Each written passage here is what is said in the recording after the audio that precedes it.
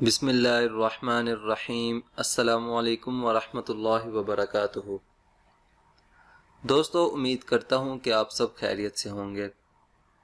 جیسا کہ آپ کو معلوم ہے کہ ہم وضو کے مسائل آپ کے ساتھ شیئر کر رہے ہیں، اور پچھلی ویڈیو میں ہم نے آپ کے ساتھ وضو کا طریقہ اور چند مسائل شیئر کیے تھے۔ انشاءاللہ العزیز آج کی اس ویڈیو میں بھی ہم آپ کے ساتھ وضو کے چند مسائل شیئر کریں گے۔ ویڈیو میں آگے بڑھنے سے پہلے تمام نئے آنے والے دوستوں سے گزارش ہے کہ چینل کو سبسکرائب کرتے ہوئے بیل آئیکن کو بھی دبا دیں تاکہ آپ کو ہر نئی آنے والی ویڈیو کا نوٹیفیکیشن مل سکے اور آپ اس ویڈیو سے مستفید ہو سکیں۔ شروع کرتے ہیں آج کی ویڈیو کو۔ مسئلہ نمبر 1، جب وضو کرنے والا وضو کر چکے تو بہتر ہے کہ 2 رکعت نماز پڑھے۔ اس نماز کو جو وضو کے بعد پڑھی جاتی ہے تحیۃ الوضو کہتے ہیں۔ حدیث شریف میں اس کا بڑا ثواب آیا ہے۔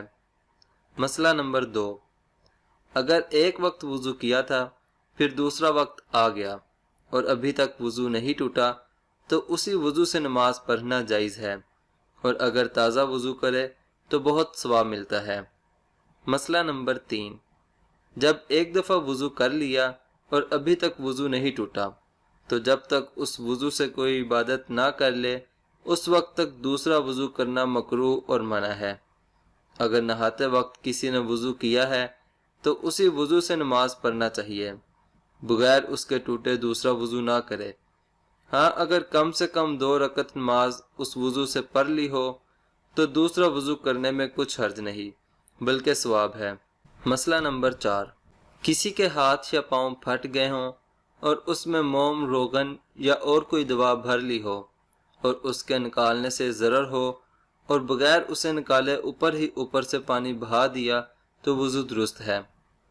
مسئلہ نمبر 5، وضو کرتے وقت ایڑی پر یا کسی اور جگہ پانی نہیں پہنچا اور جب پورا وضو ہو گیا تب معلوم ہوا کہ فلانی جگہ سوکھی ہے تو وہاں پر فقط ہاتھ پھیر لینا کافی نہیں بلکہ پانی بہانا چاہیے۔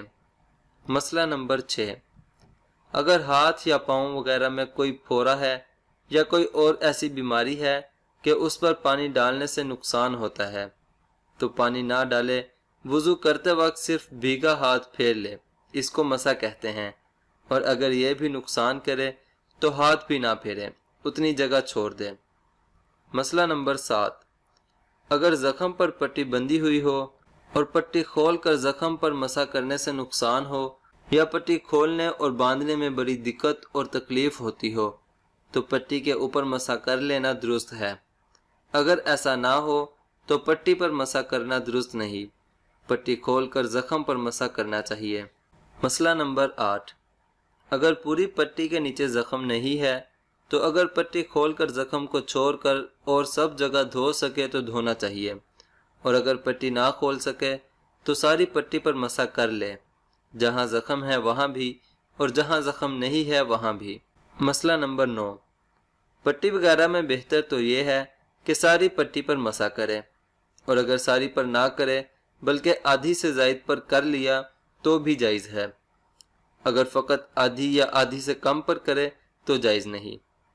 مسئلہ نمبر 10، اگر پٹی کھل کر گر پڑے اور زخم بھی اچھا نہیں ہوا تو پھر باندھ لے اور وہی پہلا مسح باقی ہے، پھر مسح کرنے کی ضرورت نہیں۔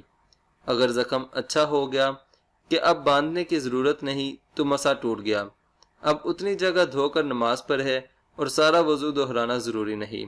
دوستو، یہ تھے وضو سے متعلق چند اور ضروری مسائل۔ انشاءاللہ العزیز مزید مسائل اگلی ویڈیو میں آپ کے ساتھ شیئر کیے جائیں گے۔ امید کرتا ہوں کہ آج کی یہ ویڈیو آپ کو ضرور پسند آئی ہوگی۔ ویڈیو پسند آنے کی صورت میں ویڈیو کو لائک کریں اور اپنے دوست احباب کے ساتھ بھی شیئر کریں، اور مزید ویڈیوز کے لیے ہمارا چینل ضرور سبسکرائب کریں۔